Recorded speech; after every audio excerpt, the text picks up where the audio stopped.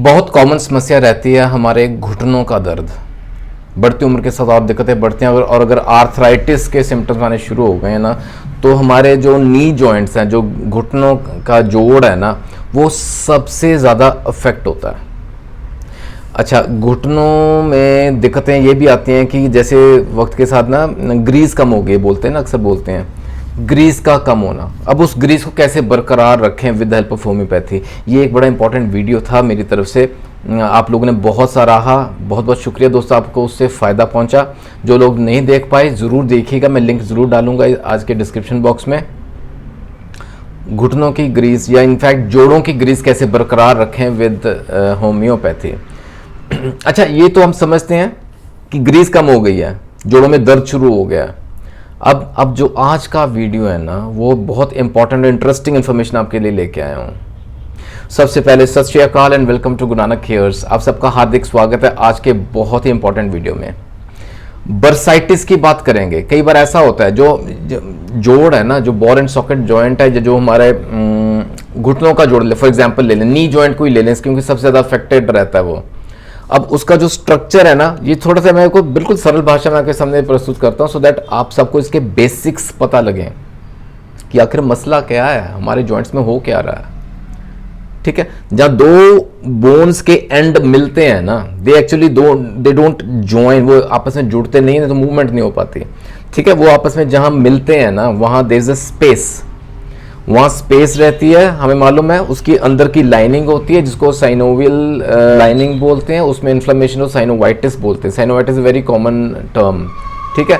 और वो synovial fluid रहता है उसके अंदर, वो जो कुशन का काम करता है। अब ये समझ गए, ये हमें मालूम है। अब ये समझिएगा, ये जो कुशन स्पेस है ना, जहाँ ये सब रहता है, जहाँ साइनोवियल फ्लूइड रहता है, अंदर की लाइनिंग जो है साइनोवियल लाइनिंग रहती है, ये जो स्पेस है ना, इसको बर्सा बोलते हैं।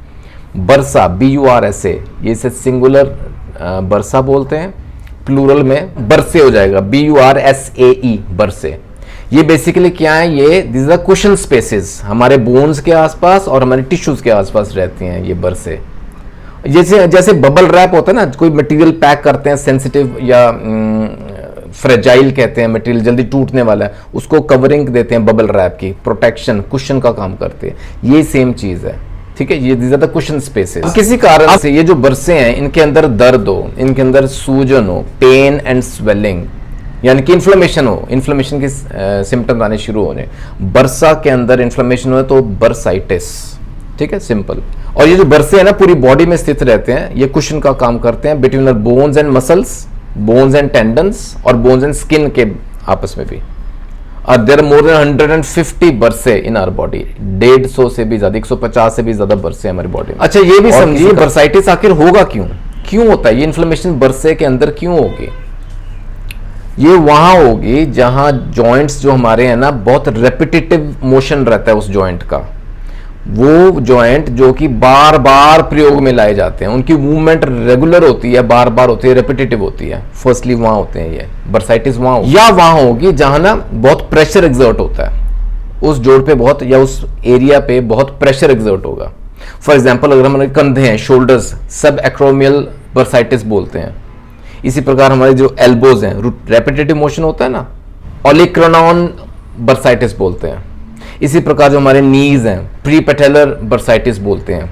जो हमारे जॉइंट्स बहुत ज़्यादा इस्तेमाल में आते हैं, जो हमारे हिप्स हैं, हिप जॉइंट है, इलियोपेक्टिनियल बर्साइटिस बोलते हैं। इसी प्रकार जो हमारे पाँव हैं, एडी के पास, द हील, मूवमेंट रहती है ना वहाँ। अच्छा, जो हमारा ग्रेट टो है, जो मेन जो पैर का अंगूठा रहता है, वहाँ भी इन्फ्लेमेशन, बरसा रहता है, इन्फ्लेमेशन हो सकता है। तो अलग अलग जॉइंट्स के हिसाब से अलग अलग नाम दिए गए, ये नॉमेनक्लेचर है बेसिकली, ठीक है, जगह के हिसाब से, जॉइंट के हिसाब से उसका नाम पड़ा। लेकिन बेसिक फंडा क्या रहता है, बेसिक फंडा वही है कि वहाँ एक बरसा है, उसके अंदर या उसके आसपास इन्फ्लेमेशन हो गई है, स्वेलिंग हो गई है, पेन हो रहा है। और आइए इसी से हम मेन लक्षण ले लेते हैं, द मेन सिम्टम्स क्या रहते हैं बरसाइटिस के। पेन, दर्द उस जॉइंट में, उस एरिया में दर्द होगा जहां, वही मैंने बताया आपको, बहुत रेपिटेटिव मूवमेंट होती है, जहां बहुत प्रेशर एक्सर्ट होता है जॉइंट पे या उस एरिया पे बॉडी के। फर्स्ट इज पेन, उस अफेक्टेड पार्ट को मूव करेंगे तो दर्द करेगा, पेन करेगा। Second, limited range of motion, उस जॉइंट का जो अफेक्टेड पार्ट है, जो अफेक्टेड जॉइंट है, जोड़ है, उसका ना मूवमेंट का दायरा सीमित हो गया, उससे ज़्यादा वो मूव नहीं कर पाएगा, limited range of motion, right. And third is swelling, सूजन हो। ये टिपिकल सिम्टम्स रहते हैं जो आम तौर पे बर्साइटिस में दिखते हैं, ठीक है। अब कई बार साथ में इन्फेक्शन भी हो जाती है, बरसा के अंदर इन्फेक्शन हो जाएगी तो उसके साथ जुड़ते सिम्टम्स और क्या आएंगे, वो जो अफेक्टेड पार्ट है या अफेक्टेड जॉइंट है ना, वहाँ स्किन पे ना, त्वचा पे डिस्कलरेशन हो जाएगी, लाली हो जाती है, रेडनेस दिखती है, और वो एरिया ना वार्म हो जाएगा, गर्म हो जाएगा, हीट निकलेगी, सेक निकलेगा उस एरिया में से।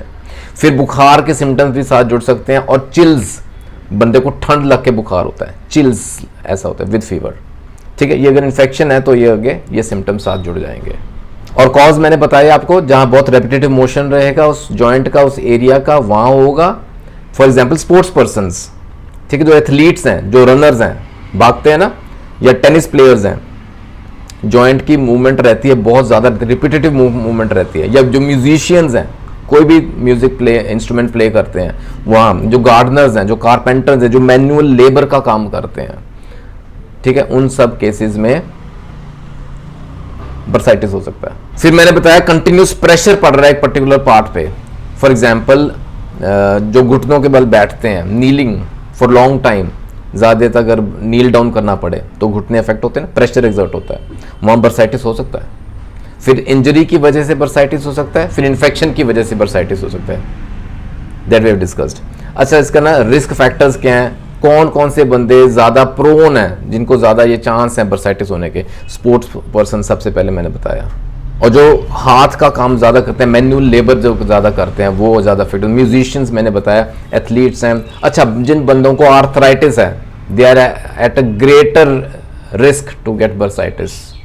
और या थायराइड का डिजीज़ है, किसी को थायराइड की प्रॉब्लम है, कोई डायबिटिक पेशेंट है, शुगर का मरीज़ है, सो ये रिस्क फैक्टर्स में आ जाते हैं, राइट। अच्छा, पता कैसे चले कि बर्साइटिस है, कुछ और नहीं, एक्सरेज में क्लियर हो जाता है, एमआरआई में तो बिल्कुल स्पष्ट हो जाता है, बिल्कुल क्रिस्टल क्लियर की एमआरआई में आ जाती है रिपोर्ट में कि ये बर्साइटिस, बर्सा जो इन्फ्लेम्ड दिखता है उसमें। और मैं कहता हूँ साथ में ना ब्लड टेस्ट भी ज़रूर करें, इन्फेक्शन का वहीं से पता चलता है, इन्फेक्शंस की वजह से बर्साइटिस के साथ जुड़ते हैं सिम्टम्स, मैंने बताया आपको, तो ब्लड टेस्ट में भी क्लियर हो जाता है। आइए इसके ट्रीटमेंट की बात करते हैं। ट्रीटमेंट में सबसे बेस्ट है, बंदे को रेस्ट चाहिए, वो जो मूवमेंट लगातार हो रही है उस जॉइंट की ना, उसको आराम दें, रेस्ट इज मस्ट, ठीक है। दूसरा, आइस पैक्स हेल्प करते हैं, ठंडे बर्फ का टकोर करें उस जॉइंट पे या अफेक्टेड पार्ट पे।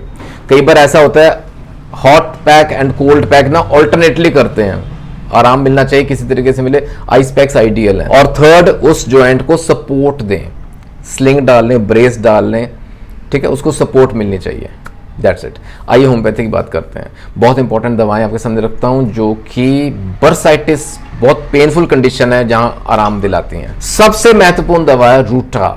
रूटा is a master remedy, ruta graveolens. Ruta क्यों? क्योंकि इसके ना इसकी एक एफिनिटी, इस रेमेडी का इसका एफिनिटी है बहुत स्ट्रॉन्ग, इसके ना एक रिलेशन है, एक जैसे प्यार मोहब्बत है कह लें, towards fibrous tissue, flexor tendons, joints हैं, कार्टिलेजेस हैं, जो हमारे रिस्ट्स हैं स्पेशली देयर, जो हमारी एड़ी हैं, एंकल्स एंड द पेरियोस्टियम, यानी कि बोन्स के साथ ना खास लगाव है रूटा का।